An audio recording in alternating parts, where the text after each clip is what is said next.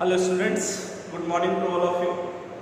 Current electricity में हम लोग मोस्ट इंपॉर्टेंट टॉपिक पे पहुंच चुके हैं, है ना। किरचॉफ्स लॉ स्टडी करेंगे, है ना। क्या Kirchhoff's law most important topic of the unit current electricity का सबसे इंपॉर्टेंट टॉपिक है किरचॉफ्स लॉ, उसको डिस्कस करेंगे, है ना।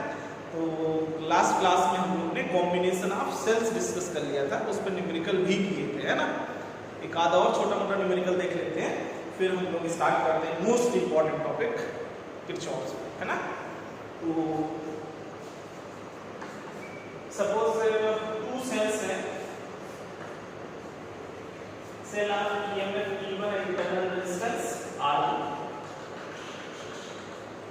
and second cell of EMF E2 E ही है इसका इंटरनल रेजिस्टेंस, वो था EMF E है, internal resistance R1 and R2। ये पॉइंट B A और ये पॉइंट C और एक एक्सटर्नल रेजिस्टेंस कैपिटल R के साथ है, ऐसा सर्किट एक्सटर्नल रेजिस्टेंस R, ठीक है।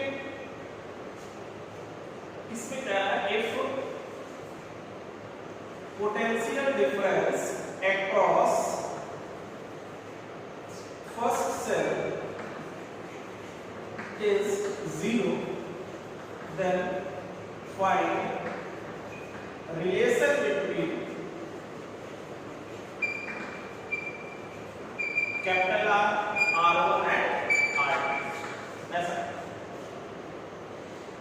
तो ठीक है, इस सर्किट है, मान लो इस सर्किट में I करंट फ्लो हो रहा है, सपोज I करंट ऐसे का है ना, इधर से कितना करंट जाएगा I, क्योंकि सेम में तो करंट से फ्लो, ठीक है।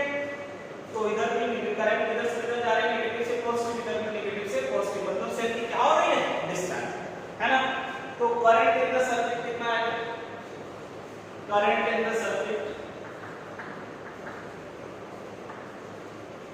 करंट इन द सर्किट क्या होता था formula, total EMF by capital R plus total internal, है ना। तो current in the circuit total EMF कितना हो जाएगा, 2E external plus total internal कितना, R1 प्लस फर्स्ट इक्वेशन, है ना। Potential drop across first cell, potential difference between first cell BB BA minus BB इसके इक्वल आए E माइनस IR, है ना। और ये पोटेंशियल डिफरेंस गिवन है 0, E माइनस IR, तो IR1 is equal to E, तो I की जो वैल्यू है यहाँ से वो E बाई R1 आ जाएगा। दोनों I की वैल्यूज को सेव करो from equation first and second. यहां से I की वैल्यू है E बाई R1 और वहां है 2E by R plus R1 plus R2, तो E से cancel, R plus R1 plus R2 is equal to 2R1, है ना। तो R इज इक्वल टू, एक R1 जाएगा इधर माइनस हो जाएगा, क्या बचेगा R1 माइनस R2, ये रिलेशन आ गया, capital R is equal to R1 minus. तो ऐसे क्वेश्चंस भी हो सकते हैं, सेम सेल्स में कनेक्टेड है ना, कॉम्बिनेशन ऑफ सेल्स में हमने पढ़ा था, तो ध्यान रखना आराम से। इसमें गिवन था if potential difference across first cell is 0, then find the relation between capital R और R। तो पहले तो करंट इन द सर्किट निकाल लेते हैं फॉर्मूला से, फिर जो कंडीशन गिवन है वो अप्लाई करते हैं कि फर्स्ट के क्रॉस पोटेंशियल डिफरेंस 0 है, ठीक है। तो यहां से I ले लिया, दोनों I को इक्वल कर देंगे तो रिलेशन। तो चलिए अब हम लोग पढ़ते हैं क्या किरचॉफ।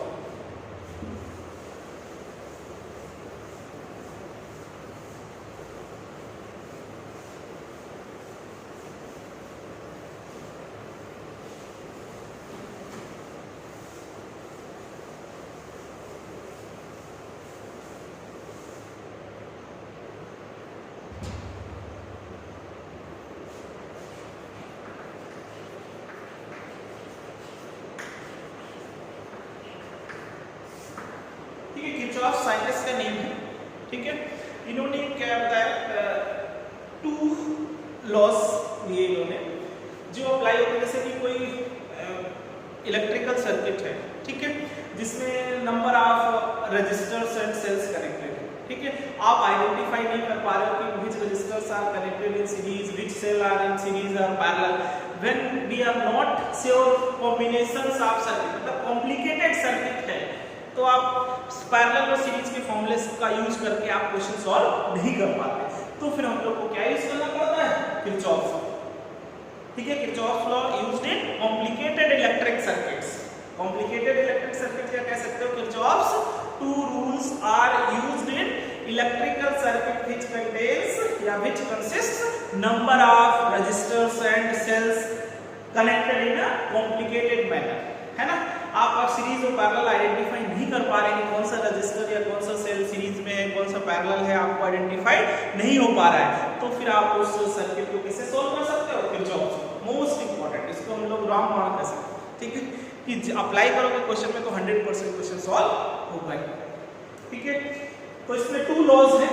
फर्स्ट लॉ क्या है, फर्स्ट लॉ को हम लोग जंक्शन लॉ भी कहेंगे, junction law, Kirchhoff's first law कहो या फिर जंक्शन लॉ।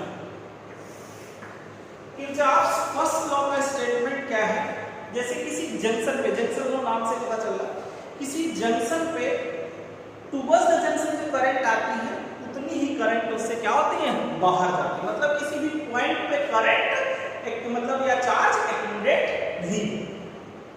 जैसे सपोज एक जंक्शन है, पहले स्टेटमेंट लिख लेते हैं, eight any junction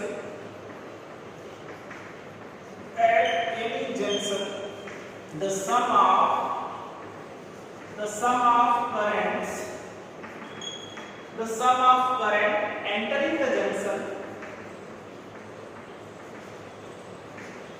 the sum of current entering the junction is equal to the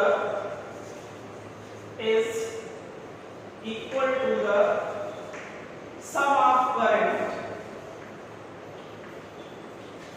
of currents leaving the junction।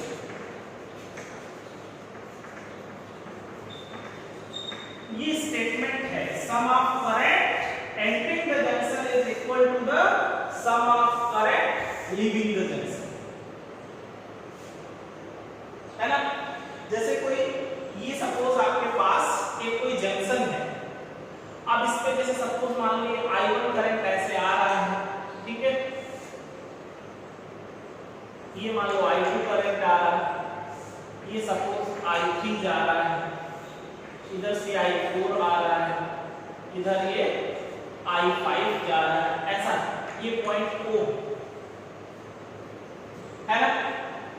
तो क्या कहता है स्टेटमेंट कि sum of current entering the junction, कौन एंटर कर रहा है जंक्शन पे, sum of current entering the junction, कौन एंटर कर रहा है जंक्शन पे, I1 I2 I4 ये जंक्शन पे एंटर हो रहे हैं, means I1 plus I2 plus I4 इसके इक्वल हो जाएगा I3 plus I5,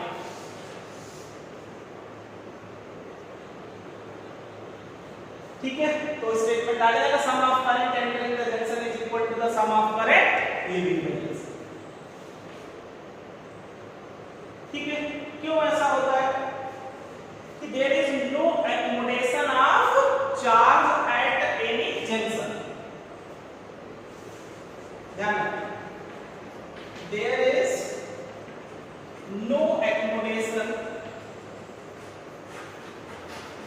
there is no accommodation of charge at any junction or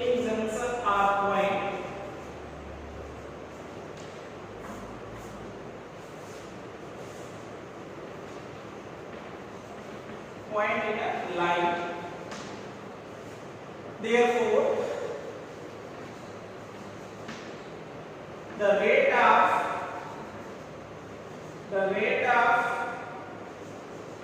flow of charge into the junction, rate of flow of current into the junction, rate of flow of charge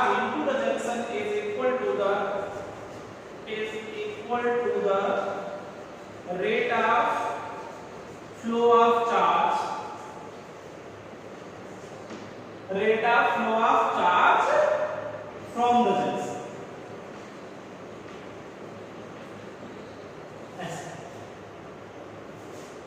ठीक है, मतलब charge किसी point पे store नहीं कर सकते, है ना।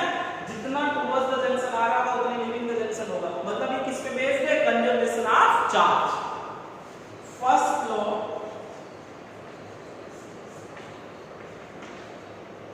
या junction law is based on conservation of charge.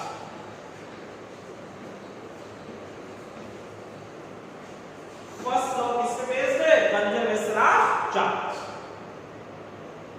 फिर जो आप फर्स्ट लॉ समझ आ गया, at any junction the sum of current entering the sum of current entering the junction is equal to the sum of current leaving the junction। ठीक है, there is no accommodation of charge at any junction। Charge उसी जैसे point का मतलब क्या होता है? Very small point, है ना। तो चार्ज उस पे चार्ज एकोमोडेट तो नहीं हो सकता। तो इसी वजह से जितना rate of flow of charge into the junction होगा उतने rate of flow of charge from the junction होगा, है ना। तो कोई भी चार्ज वहां पे एकोमोडेट नहीं हो पाएगा, इसका मतलब इतना है उतना ही जाएगा, है ना। तो ये किस पे बेस्ड है? First law, junction law, conservation of charge. ठीक है, ये आप एक लाइन में याद रखने के लिए फर्स्ट लॉ कैसे याद रखेंगे? आने वाली इक्वल टू जाने वाली करंट। ठीक है, आने वाली इक्वल टू जाने वाली, दिस इज फर्स्ट। आसान है, इंपॉर्टेंट है। फर्स्ट लॉ समझ आ गया, तो बात करते हैं किसकी? Second law. फर्स्ट लॉ ये भी याद रखिए किस पे बेस्ड है? Conservation of charge.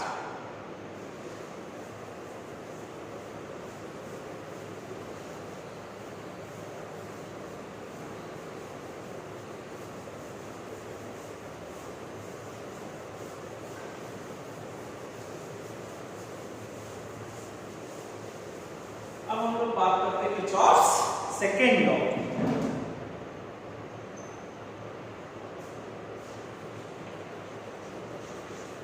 Second law इसी को हम लोग लूप्स लॉ कहते हैं।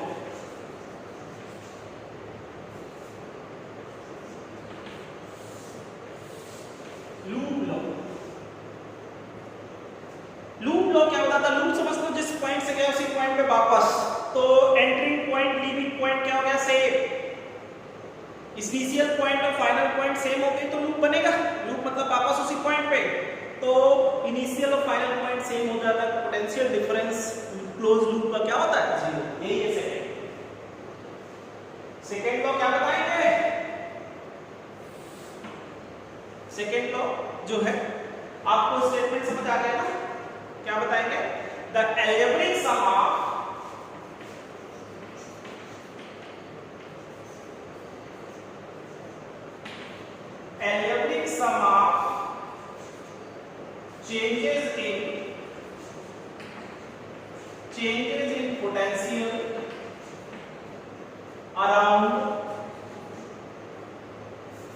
changes in potential around any closed loop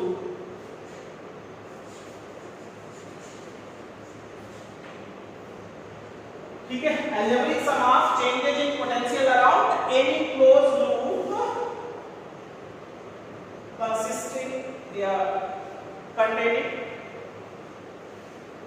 ठीक है। Algebraic sum of changes in potential around any closed loop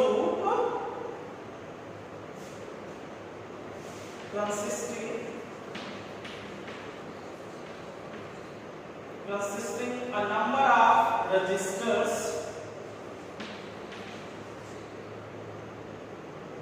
and cells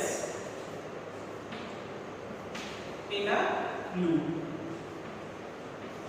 is zero। ये algebraic sum of changes in potential around any closed loop consisting of a number of या है भी कह सकते हो number of resistors and cells in the loop is zero। sigma b equal to 0, that is loops। कैसे apply करते हैं बात करें, ठीक है। पहले स्टेटमेंट याद रखेंगे, algebraic consisting of a number of resistors and cells in a loop is 0. ठीक है, सिग्मा b इक्वल टू 0 और ये किस पे बेस्ड है? Loops law is based on conservation of energy या conservative nature of electric field. Second law based on conservation of energy.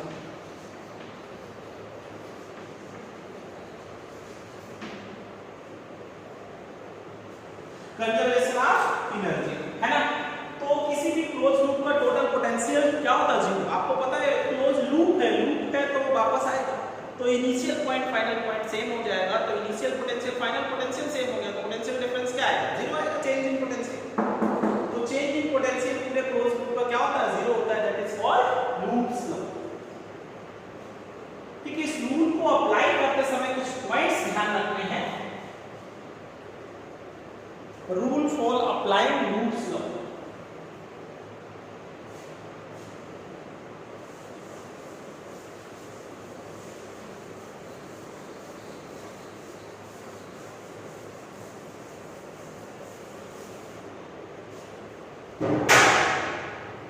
Rules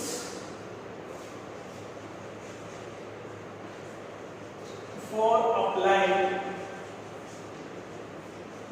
Loops law. ध्यान रखना. फर्स्ट पॉइंट, जैसे ये रजिस्टर R है और इसमें I करंट फ्लो हो रहा है. ये पॉइंट A है, ये पॉइंट B है ना. तो अगर तो आप इसी डायरेक्शन में जा रहे हैं, इसी डायरेक्शन में अगर तो आप जाएंगे, ठीक है, तो potential difference BA minus BB, BA minus BB कितना आएगा? माइनस आएगा.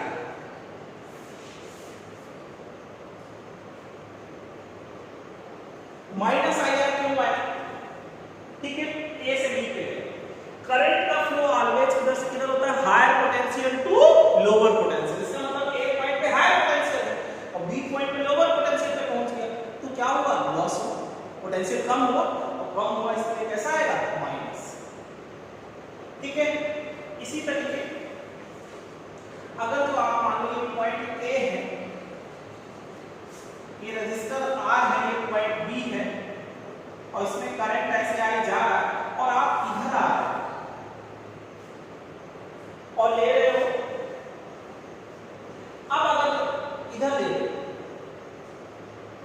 है ना, अब अगर तो आप करंट के अपोजिट आ रहे हैं, अब आप पोटेंशियल डिफरेंस निकालो. BB माइनस B इधर ऐसे, तो BB माइनस BA कैसा आएगा? प्लस आएगा.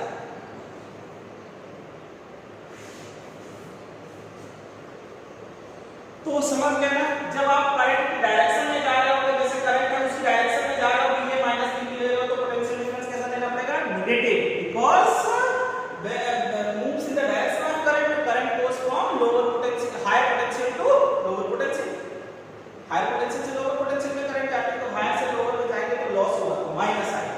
और जब आप अपोजिट करंट के आ रहे हैं, करंट के अपोजिट आ रहे हैं, इसका मतलब क्या है कि आप ये किधर से किधर जा रहे हैं? Higher to lower. इसका मतलब ये क्या है? Higher to lower. समझ गए ना. तो उल्टा आ रहा है, आप लोअर से हायर पे आ रहे हैं तो लोअर से हायर पे जाएंगे तो इसका मतलब इंक्रीज होगा. तो आइए कैसा लेना? प्लस. सिंपल सा. दो लाइन में याद रखना है. तो करंट की डायरेक्शन में जाएंगे तो आईआर कैसा लेना पड़ेगा? नेगेटिव. अपोजिट जा रहे होंगे तो पॉजिटिव. ठीक है. नेक्स्ट पॉइंट, जैसे कोई सेल है, इसका ईएमएफ ये इंटरनल रेजिस्टेंस R और ये कोई पॉइंट A है तो ये पॉइंट B. अब मान लो इसमें I करंट ऐसे फ्लो हो रहा सेल से ऐसे. ठीक है बेटा. अब अगर आप पोटेंशियल डिफरेंस इसमें A और B के बीच का लोगे, A माइनस B, तो कितना आएगा बताओ? BA minus B potential difference तो E माइनस I. ये तो होता था. इसका मतलब इसका ईएमएफ क्या हो जाएगा? कम हो जाएगा. ठीक है, तो ध्यान रखना, अगर तो आप करंट के निगेटिव टर्मिनल से पॉजिटिव पे जा रहे हो तो ईएमएफ कैसा लेना पड़ेगा, प्लस, और हम ठीक है ऐसे जा रहे हैं बीए माइनस बी। और अगर ठीक है ध्यान रखना, ये आप सिंपल सी बात इसमें ये भी ध्यान रखो, जैसे ये सेल है इसका ईएमएफ ई है, ये नेगेटिव, ये पॉजिटिव टर्मिनल, ये नेगेटिव टर्मिनल, ठीक है। अब अगर तो आप इधर से इधर का ऐसे, तो इसका मतलब प्लस टर्मिनल से माइनस पे जा रहे हो तो ईएमएफ कैसा लेना पड़ेगा बताओ, ईएमएफ इज प्लस से माइनस के मतलब ज्यादा से कम पे जा रहे हो तो माइनस ही ले, ठीक है। और अगर तो ऐसा है ये नेगेटिव टर्मिनल है पॉजिटिव, इसका ईएमएफ ई है और आप ऐसे आ रहे हो नेगेटिव टर्मिनल से पॉजिटिव, इसका मतलब कम से ज्यादा पे तो गेन होगा प्लस ही। ये सिंपल सा पॉइंट है, ठीक है।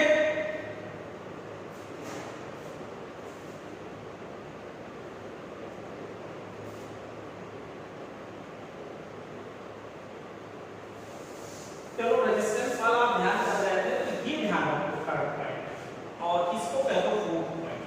ईएमएफ के लिए रेजिस्टेंस के लिए तो हो ही चुका था है ना, तो ये चार याद रखना है, करंट के डायरेक्शन में जाएंगे माइनस आएगा, अपोजिट आएंगे प्लस आएगा, सेट में प्लस से माइनस में जाएंगे, ज्यादा से कम पे तो माइनस, इधर कम से ज्यादा पे तो प्लस, तो ये आसान है। अब आप अप्लाई कर सकते हैं, ठीक है। ये चार पॉइंट याद रखना है, अब देखो हम लोग अप्लाई करते हैं।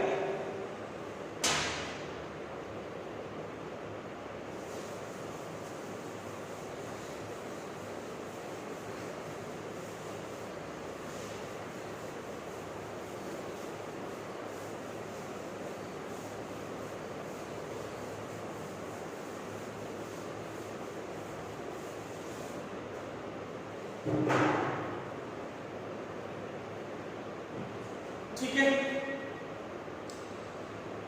Rule of right the loops, कह सकते हैं हाउ टू राइट लूप्स।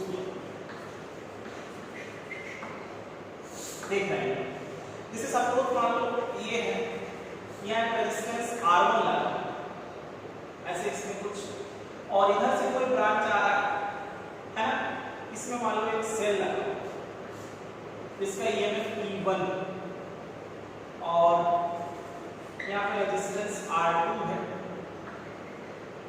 ना, चलो नंबर एक पॉइंट दे देंगे, फिर एक इधर से ब्रांच आ रही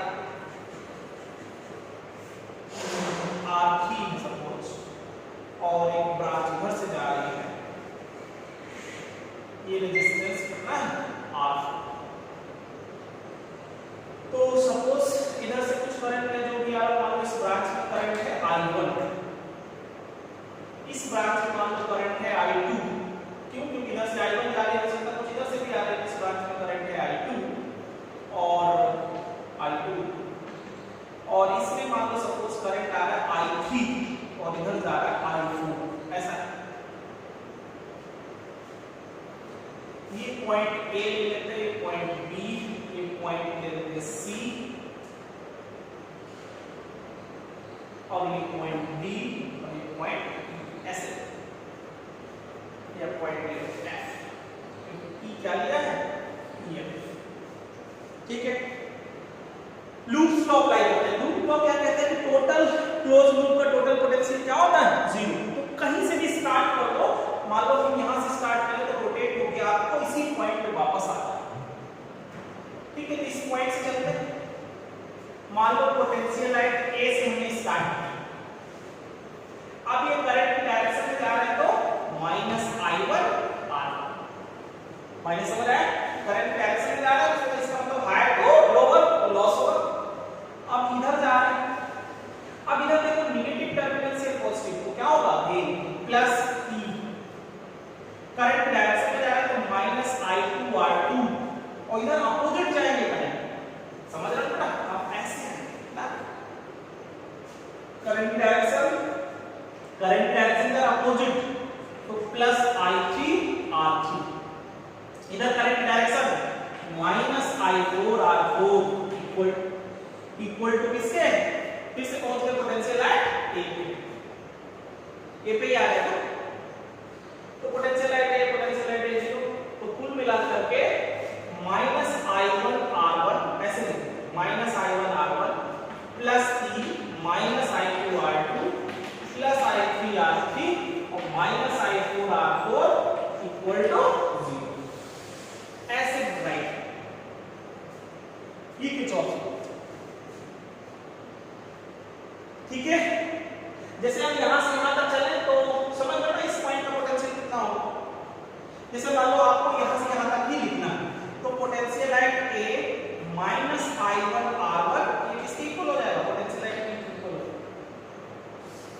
अगर तो आपको BA -BB चाहिए तो कितना आ जाएगा, I1 आ जाएगा, ठीक है। ऐसा पक्का। तो आप इसको मान लो आप यहां से यहां तक ला रहे हैं तो पोटेंशियल एट B यहां से यहां तक ला और plus E -I2R2 equal to potential at B।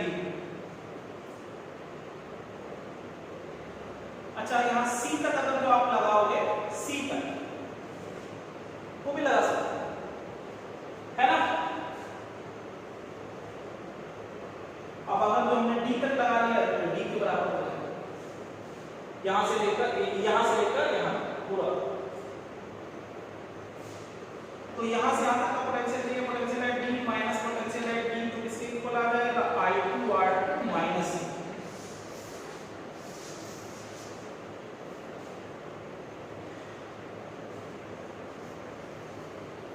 A to B और ये हमने लगाया फ्रॉम B to D है ना, और फ्रॉम D to F लगाया, D to F तो कितना हो जाएगा, potential at D plus I3R3 equal to potential at F, तो potential at D minus potential at F equal to minus I3R3 और फ्रॉम F to A तो potential at F minus I4R4 equal to potential at A, तो potential at F minus potential at A equal to I4R4 ऐसे। वैसे आपको मतलब होता है पूरे क्लोज सर्किट का टोटल पोटेंशियल क्या है ना, 0, ये अप्लाई करना पड़ेगा। ये तो किसी पर्टिकुलर पॉइंट पर सपोज करना फाइंड पोटेंशियल एट D तो आप ये लगा सकते हैं, फाइंड पोटेंशियल एट D तो यहां से यहां तक लगा सकते हैं या यहां से, ठीक है। तो अप्लाई कैसे करते हैं ये इंपॉर्टेंट बात है।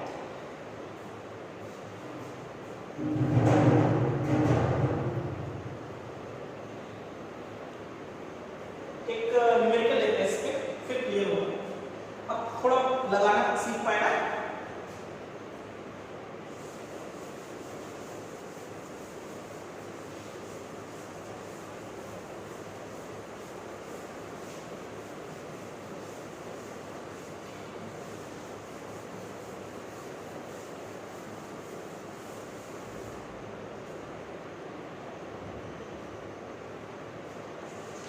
जैसे सपोज आपके पास एक रेजिस्टेंस है, मान लो सपोज 3 ओम,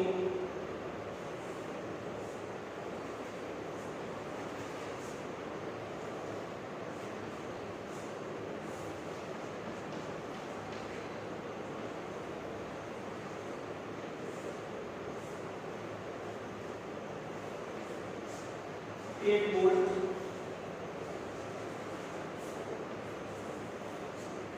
1 ओम और 2, ऐसा सर्किट बना, ठीक है। इसमें दिया करंट मान लो I करंट फ्लो हो रहा, यहाँ मान लो करंट जा रहा I1, ऊपर कितना जा रहा I2, इसमें कितना करंट जा रहा I2 और इधर आ रहा I1 और इसमें फिर I2, ऐसा बना हुआ। कह रहा find the value of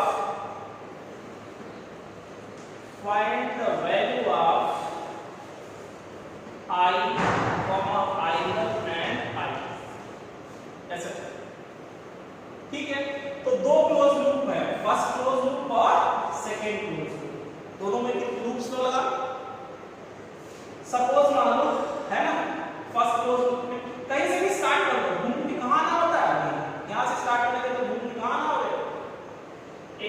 first close loop,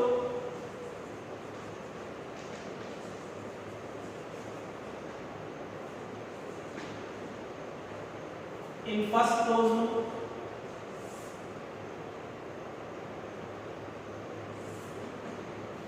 first close loop में किरचॉफ लॉ लगाते हैं। तो जैसे यहां से ही चलना शुरू कर लेते हैं, तो करंट जो है इधर आ रही है, करंट के अपोजिट जा रहा है, तो प्लस का हो जाएगा 3i2 और इधर निगेटिव से पॉजिटिव पे जा रहा है, plus 5 minus 1i1 minus 4i1 equal to 0। समझ आया? करंट के अपोजिट जा रहा है तो प्लस हो जाएगा, इधर तो नेगेटिव से पॉजिटिव आ रहा है प्लस, इधर करंट डायरेक्शन जा रहा है तो माइनस। यहां पहुंच गए जी। तो इक्वेशन बन जाएगी minus 5i1 plus 3i2 equal to minus 5, या आप कह सकते हैं 5i1 minus 3i2 equal to 5। Equation first. ठीक है बेटा, सेकंड में अप्लाई करें। Second close in second close loop by Kirchhoff law. तो यहां से चलते हैं, तो करंट इधर आ रही है, उसके अपोजिट चल रहा है, तो 4i1 plus 1i1 minus 5 volt, minus समझ आया कि प्लस से माइनस कर रहा है, और इधर अपोजिट हो गया, तो plus 2i plus 1i minus 8 equal to 0। Minus समझ रहे हैं, क्योंकि इधर भी प्लस से माइनस कर रहा है। ठीक है, तो हो गया 5i1 plus 3i equal to 30। Second equation है ना। और इस पॉइंट पे हम जंक्शन लॉ अप्लाई करते हैं। By junction law at O,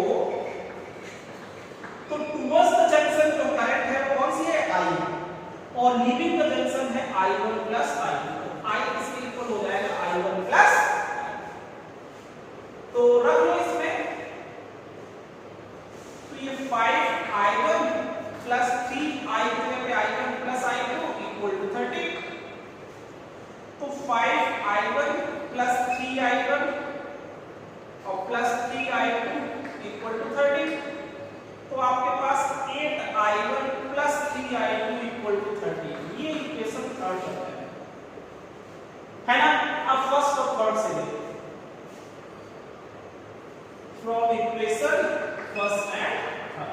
first क्या है, 5i1 minus 3i2 equal to 5 है ना, और ये है 8i1 plus 3i2 equal to 30। तो ऐड करो, ये कितना हो गया, 13i1 इक्वल टू 18। तो i1 की वैल्यू 18/13 एम्पियर आ गया।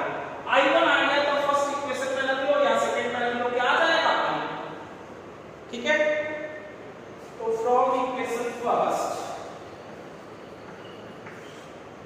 क्या है, 5i1 minus 3i2 equal to 5 into इधर 18/13 और माइनस 3i2 इक्वल टू 5, तो 90/13 माइनस 3i2 इक्वल टू 5। ठीक है, तो इसको ऊपर लिख लेते हैं, 19/13 माइनस 5 इक्वल टू 3i2।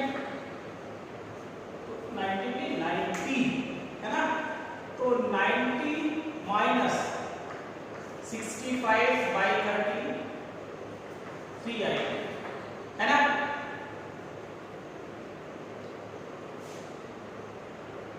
अब इसमें आप माइनस कर दो, कितना हो जाएगा, 25/13 इज इक्वल टू 3i2।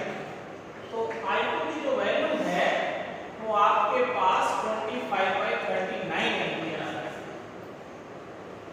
ठीक है, सिंपल आसान बात है। क्या करना है, सबसे पहले फर्स्ट क्लोज लूप से एक इक्वेशन बनाएंगे, सेकंड क्लोज लूप से दूसरी इक्वेशन सॉल्व कर लेना है बस। ठीक है, मेन है इक्वेशन फॉर्म करना। इक्वेशन सही देखो 3 मार्क्स में क्वेश्चन आता है बोर्ड में, है ना। बोर्ड में 3 मार्क्स का क्वेश्चन रहता है। ठीक है, तो 3 मार्क्स में आप 1 मार्क्स तो तुमको कितना मिल जाता है, 1.5 मार्क्स। अगर जो फर्स्ट डिस्टेंस सही है हाफ मार्क्स, फर्स्ट इक्वेशन बना ली, सेकंड इक्वेशन बना ली हाफ मार्क्स, सर्किट सही अप्लाई कर लिया हाफ मार्क्स, समझ गए ना। तो और अगर तो आप करेक्ट इक्वेशन सॉल्व कर लिया तो 1.5 और हाफ मार्क्स तो दोनों इक्वेशन के हैं, टोटल क्वेश्चन के हाफ मार्क्स। ध्यान रखेंगे। अब इसमें जो है i की वैल्यू चाहिए तो i इक्वल टू क्या कर लेंगे, i1 प्लस i2। तो i1 है 18/30 और प्लस i2 है 25/39, तो ऐसे हो जाएगा 39 और 3 54 प्लस 25, तो ये बन जाएगा 79/39 एम्पियर, ऐसा तीनों पार्ट। ठीक है, तो ऐसे सॉल्व करेंगे। फर्स्ट इक्वेशन समझ आ गया था कैसे बनाया था, यहां से चल के ध्यान रखना है, चल के घूम के वापस नहीं आना है, ऐसे बनाया हमने, है ना। इधर भी ऐसे चलेंगे और वापस इधर आके टोटल जीरो कर दो। लूप्स लॉ मोस्ट इंपॉर्टेंट है, आता ही ऐसा क्वेश्चन। तो किरचॉफ लॉ समझ गए, किरचॉफ फर्स्ट लॉ भी और सेकंड लॉ भी, तो इसको अप्लाई करेंगे क्वेश्चंस में, है ना।